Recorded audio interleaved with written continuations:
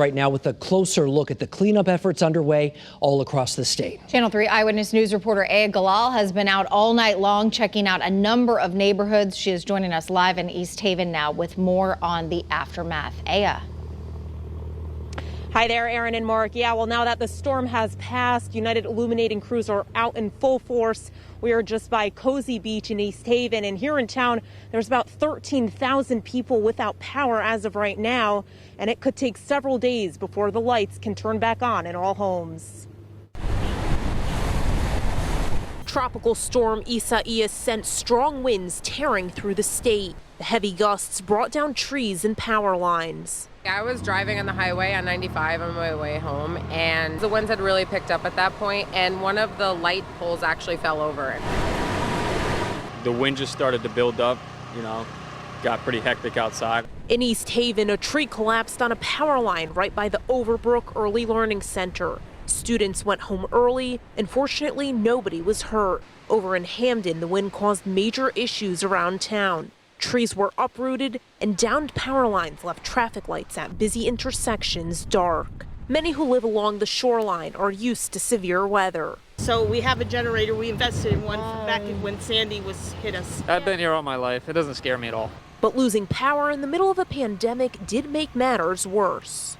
It's just like bad timing. I'm like, great, but, as long as we all really stick together and, do what we have to do, I think we'll be good. And folks like Ashley and Steven tried to make the most of losing power following the passing storm. Yeah, we walked to the beach, watched the sunset, so. Nothing to do at home. And United Illuminating says it's working.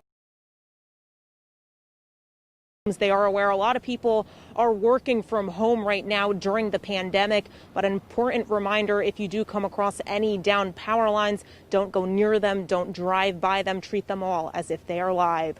Reporting live tonight in East Haven, Aya Galal, Channel 3 Eyewitness News. Okay, Aya, thank you very much. Now, as we've mentioned, the storm left a record number of homes in the dark, and the numbers have been really growing all throughout the night. Right now, though, almost 660,000 customers are affected. Eversource reporting approximately 550,000 outages, while United Illuminating has more than 106,000. Now, back in 1985, as Bruce mentioned, Hurricane Gloria left 534,000 in the dark, which was the fourth highest before tonight. Now, the other storms on that list include Winter Storm Alfred in October of 2011, Superstorm Sandy in October of 2012, and Tropical Storm Irene in August of 2011. Now, Eversource has been asking customers tonight to call and report any outages, but we tried that number that they provided, and it wasn't working.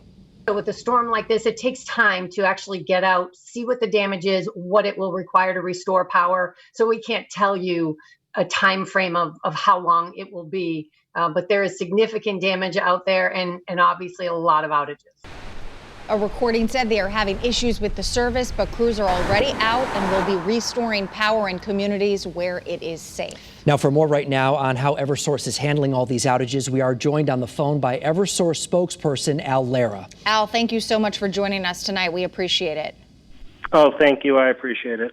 Obviously, power outages, the big story of today, those winds just whipping up the coast and leaving a path of destruction. I imagine with all of these numbers, some of them being record numbers, that crews are overwhelmed and working around the clock to try to restore power. Yeah, and especially in the pandemic era where we're all parents, we have families, we have grandparents. We know how important electric reliability has been these past several months. We don't want people without power a second longer than they have to be. I would imagine, Al, in a situation like this, it's safety first for your crews as well. They have to be careful where they're going. If it's dark somewhere, I'm imagining you want to make sure they're safe when they get there so they can work on the lines. Yeah, while we do have we had crews, a full complement of crews working this evening, and we were kind of lucky in that the storm ended a little bit sooner than we anticipated, so we had some daylight hours to work. We will have a smaller contingent of crews working overnight. We prefer to have it a smaller number because it is dangerous to work in the dark. And as I'd been explaining to a lot of customers earlier this evening, Right after a storm like this is really the most dangerous time. There are a lot of people are going out, venturing out. My own family did the same thing to look at damage, and there are just so many of what I would call widows in the widow makers in the trees, branches that can just come down and hurt you. So it's still a dangerous environment out there. Well, certainly some good advice there, Al. We appreciate everything that you and all of the crews are doing tonight, tomorrow, and in the days ahead. So thank you for joining us tonight. Thank you. All right, I imagine everybody's just got to be patient right now while they try and figure all this out. Our team coverage continues with a look at some of the storm damage from the towns of Rocky Hill and Wethersfield. Channel 3 Eyewitness News reporter Mark Robbins spent the entire day in those communities and says he saw several shocking sights there. Mark, good evening to you. Good evening. Yes, shocking throughout this area. And I got to tell you, I think Wethersfield really got hammered by this storm. Rocky Hill certainly did get battered, but I think Wethersfield, in my opinion, took much more than its fair share. What a day it was for emergency services and first responders in Wethersfield. Right off the bat, the roof came right off the top of this building in the Wethersfield apartment complex. Residents of the 6-unit structure were quickly evacuated. I saw the roof come off the hallway and the apartment next to me. So first thing I did is I went into the living room, into the kitchen, and opened up the back door, and the roof was gone. There were no injuries there, but residents in the building are now out of a home as of this evening. So are the residents of this home on Chapin Avenue in Rocky Hill, courtesy of this tree. And the damage just kept getting bigger in Wethersfield as the day went on. How lucky is Stephanie Convey to be able to escape without a scratch as she surveys the massive maple tree which crushed the front portion of her house. Stephanie was fortunate she was in the back when the tree went down. My thought was, well, the tree came down, that huge tree came down. And I went out and I looked and I couldn't see anything out front because the tree was right across all the front of the house. And knocked in the front door and messed up the front hall, that little front hall. That's it. It was spectacular.